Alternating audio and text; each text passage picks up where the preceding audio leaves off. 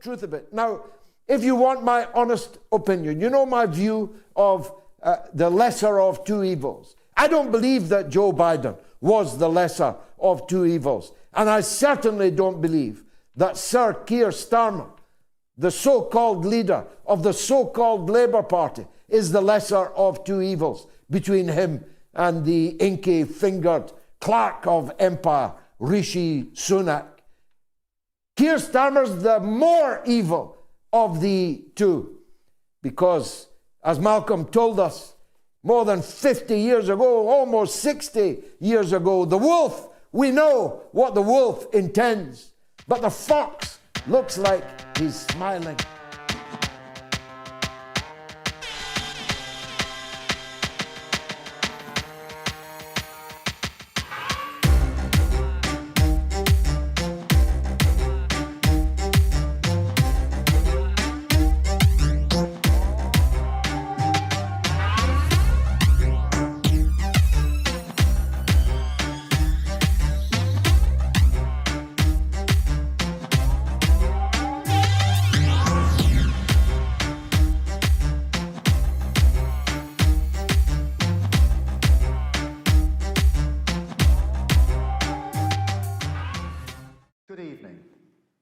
When I was elected leader of the Labour Party, I said I would always act in the national interest.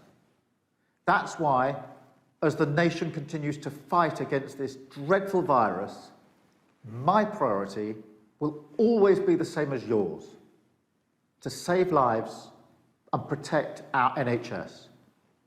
Sadly, despite all the sacrifices and heroism of the British people, it's clear that we are not through this yet.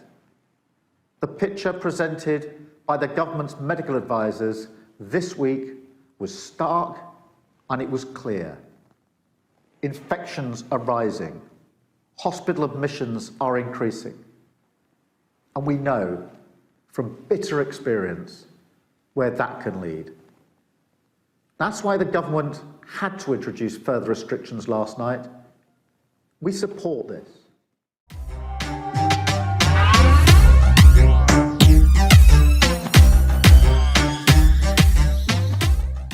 And appreciate just how awful it was. General are supporting Ukraine, and trust me, all of the Ukrainians do remember this. Yes, unfortunately it was destroyed much. It's incredible to see the evidence of atrocities that I've seen this morning. Photographs of civilians in the outskirts of Kyiv, blindfolded and with their arms tied behind their back, shot in the head.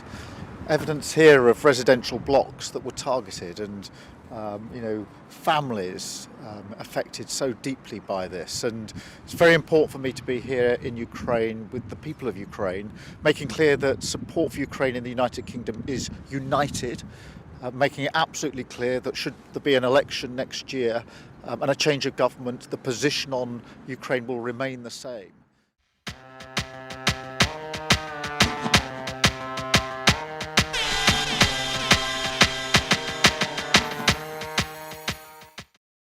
While I understand calls for a ceasefire at this stage, I do not believe that it is the correct position now.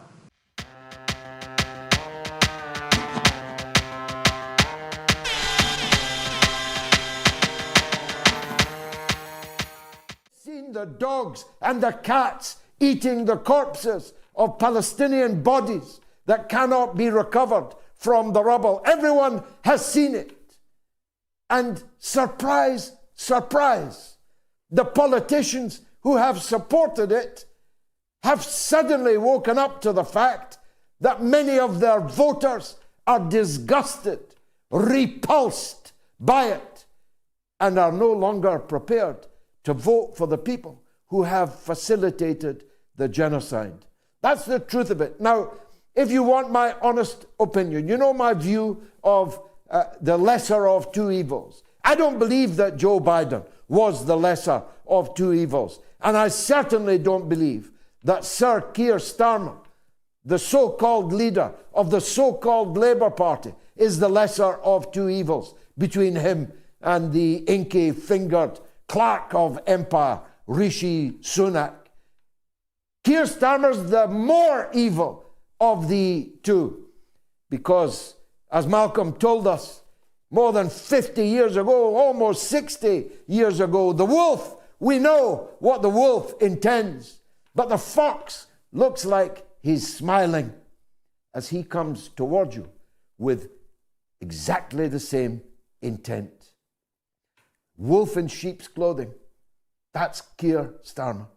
A wolf in sheep's clothing who's supposed to be a Queen's counsel, a King's counsel, a human rights lawyer who declared on national radio that Israel had the right to cut off the water and the electricity from 2.3 million people in Gaza, who refused to call for a ceasefire, who repeatedly stated that a ceasefire would benefit only Hamas, and he dragooned most of his members of parliament, most of his candidates. Check their Twitter feeds if you don't believe me into supporting him. 50 Labour MPs did call for an immediate ceasefire, and fair play to them.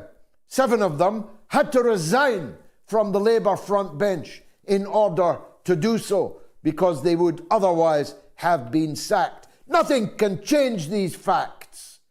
No amount of polling or initiatives or soft soap can change these facts that Labour, Lammy, Starmer, Nandy, and the other gang of cutthroats at the head of the British Labour Party have facilitated this catastrophe and even supported the cut to the grant to UNRWA at the risk of starving 2.3 million people to death. Collective punishment, so brazen, so obvious that you wouldn't need to be a King's Counsel successfully to prosecute it in court. So I'm here to tell you that the Labour Party is crumbling in front of our eyes, and their members, their activists, their representatives know it. So look out for people jumping ship over these next days and weeks. Look out for a refinement of the language here and there, and don't forget the guilt of this so-called Labour Party in this great crime against the people of Palestine.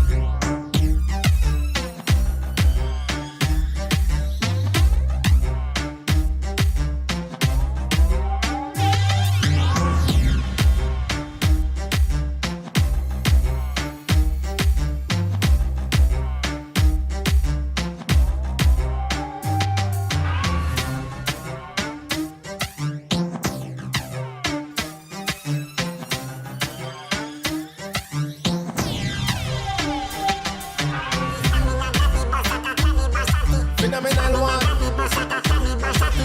Original. Y'all run me down like one geese a come to post marriage. Deal with the property, mad, mean and savage. Skill from me band with no bedroom knowledge. Still straight line, me back well firm up and solid. Nah, feel pon the trail, me know me can manage. Berlin, Irish, Marshall, seed in the office. Top tier thing after a stand and baggage. Straight like a run up, man and rabbit. Oi, the request the best so them a get the more. Now settle for the less, I and I settle the score. 3 round